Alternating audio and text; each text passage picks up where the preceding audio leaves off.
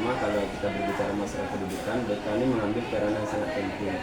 Salah satunya untuk menentukan kelas nanti ini juga ditentukan oleh guru BK. Kemudian untuk model pembelajaran itu guru-guru pun harus konsultasi dulu dengan guru-guru BK. Jadi untuk standar kelulusan, mulai proses bahkan sampai kelulusan nanti itu tidak terlepas semuanya dari peran BK. Kemudian yang terakhir yang menjadi penyebab atau permasalahan penting di setiap sekolah adalah permasalahan internal yang terjadi saat proses pembelajaran pada diri siswa, dan semua itu tidak akan mampu terselesaikan tanpa adanya BK. Jadi kalau bisa dikatakan di sekolah BK ini merupakan jantung dari proses pendidikan. Kalau menurut Bapak pelayanan BK di sekolah ini sendiri bagaimana? Ya, kebetulan di SMP 30 kita membuka namanya ada konseling individual, ada juga nanti konseling kelompok, penempatan penyaluran, kemudian ada juga bimbingan kelompok. Ini layanan-layanan BK seperti ini sengaja kita berikan kepada siswa, tujuannya adalah untuk bagaimana nanti siswa-siswa kita mampu pertama memberikan fungsi pemahaman terhadap siswa kita, kemudian fungsi pencegahan terhadap kasus yang terjadi pada siswa kita, kemudian fungsi pengobatan itu. Jadi dengan layanan-layanan yang diberikan oleh BK tadi, kami membuka ruang dan membuka waktu untuk siswa selalu untuk konsultasi dengan kita. Baik itu siswa yang datang secara sukarela ataupun memang siswa yang kami rasa perlu mendapatkan layanan tetapi mereka tidak pergi ke BK, nanti akan kami panggil. Itu biasanya kami membuka 5 orang dalam satu sesi. Jadi dalam satu hari kita memberikan pelayanan untuk 5 orang siswa untuk melakukan konsultasi atau layanan konseling. Sudah wajib ya Pak? Sebenarnya wajib tidak. Kenapa? Sebab konsep dari BK itu sendiri kan tidak adanya unsur keterpaksaan. Tetapi di sini karena SMP ini kan rata-rata mereka ini tidak paham bahwa mereka sedang menghadapi masalah. Ini biasanya kami sosialisasikan bahwa guru BK menerima pelayanan itu 5 orang dalam satu hari. Jadi mereka boleh konsultasi di saat jam istirahat ataupun nanti di saat mereka jam ingin pulang. Ya, kebetulan sekarang kan kita full day nih. Full day kita tuh pulangnya jam 4. Sementara jam 2.30 waktu kita ini sudah habis. Dari jam 2.30 sampai jam 4 nanti siswa kita boleh melakukan konsultasi atau melakukan ekskul ataupun bimbingan belajar mereka dengan guru-guru dalam kelas. Berarti guru BK ini stay selalu di sini? Iya. Jadi dari hari Senin sampai hari Jumat guru BK-nya harus stay dari pagi sampai jam pulang.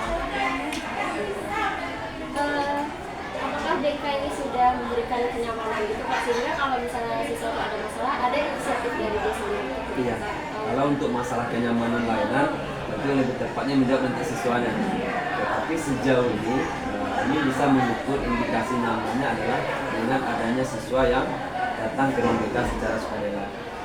Faktanya mengatakan bahwa memang tidak sedikit siswa yang datang ke ruang BK untuk konsultasi, bahkan mungkin untuk sekedar bercerita. Ini bisa dikatakan bahwa BK di sekolah kita ini sudah mulai menyatu dengan siswa. Biasanya Pak, siswa yang ke BK itu kan kayak rada-rada takut gitu Pak. Jadi apa sih kesalahpahaman yang masih ada tentang BK? Jadi dulu BK ini kan dianggap polisi sekolah nih. Kan orang-orang yang berkasus semuanya harus masuk ke BK. Sementara yang harus mereka pahami bahwa BK itu adalah sahabat bagi mereka sebenarnya. Jadi ketika kita mampu mensosialisasikan tentang BK ini adalah sahabat bagi mereka, mereka tidak akan takut lagi yang namanya masuk ke BK. Jadi image kenapa BK ini buruk-buruk, sebab BK ini hanya menindaklanjuti siswa yang bermasalah saja. Sementara semua siswa yang ada di SMP ini berhak mendapatkan pelayanan BK. Artinya ketika ini sudah kita jalankan, semuanya berhak mendapat pelayanan BK, maka ruang BK tidak lagi mereka anggap sebagai rumah hantu atau orang yang menakutkan. Jadi BK sekarang udah semakin berubah. Kebetulan Bapak ngajar sini 2015 ya. Kebetulan juga dulu di sini PL juga. Dan dulu guru-guru BK kita yang mengajar sini mereka tidak sarjana BK ya. Dia dari guru-guru teknik kemudian dipindahkan ke guru BK. Mungkin secara profesional mereka tidak dapat namanya. Setelah tahun 2016 ini baru banyak sarjana-sarjana BK termasuk tentu senternya agak berbeda lagi di siswa kita. Lalu bagaimana BK ini membantu siswa dalam pengembangan diri? Ya, sebenarnya BK berperan penting itu untuk menunjukkan ekskul tadi. Makanya di sini kita sudah sekolah penggerak pertama nih di Indonesia SMP 30. Kita membuka sebanyak 14 ekskul di SMP 30, dan ekskul ini pelatih dan pembina ekskul ini bekerja sama dengan guru-guru BK untuk melakukan talent scouting kepada siswa mana dan cabang apa mereka yang harus masuk. Ini juga ada konsultasinya dengan guru BK. Kemudian juga ada siswa kita yang berbakat di bidang akademik contohnya. Ini guru-guru mata pelajaran tidak juga nanti lupa untuk selalu konsultasi dengan guru BK bidang mana yang mereka tempati dan bagaimana cara pembelajaran mereka. Menurut Bapak, kalau misalnya cara menentukan mainan BK yang tepat untuk setiap siswa itu kan berbeda-beda. Pertama kita harus pahami ya, sebagai seorang pendidik, ini Bapak contohkan saja dalam pembelajaran. Siswa kita ini ada 3 tipe, ada audio, visual, dan kinestetik. Biasanya terjadi bagi anak-anak yang terkesan agak nakal ini biasanya mereka ini adalah orang yang kinestetik biasanya. Seharusnya sentuhan yang diberikan terhadap anak-anak kinestetik ini adalah mereka harus banyak mendapatkan pembelajaran dalam bentuk praktek. Kemudian anak-anak yang berbentuk audio tadi, mereka harus banyak mendapatkan sentuhan guru-guru memberikan pembelajaran dengan metode ceramah atau bercerita mereka. Anak-anak yang visual tadi, guru-guru harus mendapatkan sentuhan bagaimana mereka mengajar anak-anak ini dalam menggunakan fokus dalam berbentuk gambar.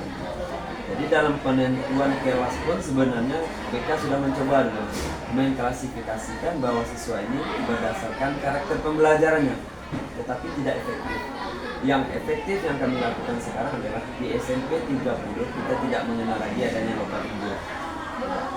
Yang ada sekarang adalah siswa yang ada di dalam itu beraneka ragam kemampuannya, kemudian memiliki karakter pembelajaran yang 3 tadi, kemudian guru yang dituntut sekarang untuk mampu memenuhi 3 karakter siswa. Berarti guru sekarang udah menerapkan seperti itu? Ya, kebetulan sampai 30 kita sudah banyak menjadi guru penggerak sekarang. Dalam guru penggerak ini rata-rata mereka diajarkan bagaimana menjadi guru-guru yang fashionable, guru-guru yang kekinian yang sesuai dengan generasi Z sekarang. Ya alhamdulillah karena guru-guru kita sudah banyak yang guru penggerak, Bapak rasa sudah banyak menerapkan. Kalau untuk program BK sendiri Pak, apakah melibatkan orang tua atau masyarakat? Ya, sejauh ini ya, kebetulan Bapak guru BK juga Wakasis ya. Ini ada juga program BK. Kami di sini membuat program sholat zuhur berjamaah, termasuk nanti sholat Jumat berjamaah. Ada juga program PPA nanti. Ini tidak terlepas semuanya adalah untuk pendidikan karakter siswa. Nah, tentu masalah karakter ini biasanya titik tumpunya adalah guru BK. Alhamdulillah sampai detik ini kami selalu konsultasi dengan guru, dengan orang tua siswa dalam berbentuk parenting. Jadi orang tua siswa kita ini kita buat juga grupnya nanti, grup parenting orang tua siswa. Kami selalu memberikan informasi dan komitmen terhadap orang tua siswa bagaimana mereka mampu mendukung program sekolah kita. Berarti di sini kerja sama pihak sekolah, sama seluruh staf sekolah itu udah lumayan ini Pak Ya, BK. untuk stakeholder ya, kalau kita berbicara stakeholder, BK adalah satuan yang tidak bisa luput dari itu. Salah satu contohnya untuk penataan literasi saja itu melibatkan BK sekarang. Bahkan untuk program-program yang seperti sosialisasi itu BK semuanya sekarang. Jadi BK ini merupakan jantung di sekolah, mau tidak mau, suka tidak suka, mereka harus konsultasi dengan guru BK sekarang. Dulu mungkin Ibu Renafa juga pernah sekolah di sini mungkin. Dulu penentuan kelas ini kan berdasarkan dari Wakasis saja. Sekarang tidak. Penentuan kelas ditentukan oleh guru BK-nya, termasuk beasiswa. Dulu beasiswa yang menentukan hanya pihak unsur pimpinan saja. Sekarang beasiswa yang menentukan juga guru BK. Berarti guru BK ini penting Penting sekali. Baik Pak, mungkin sekian wawancara dari Bapak. Terima kasih atas waktu. Sama-sama.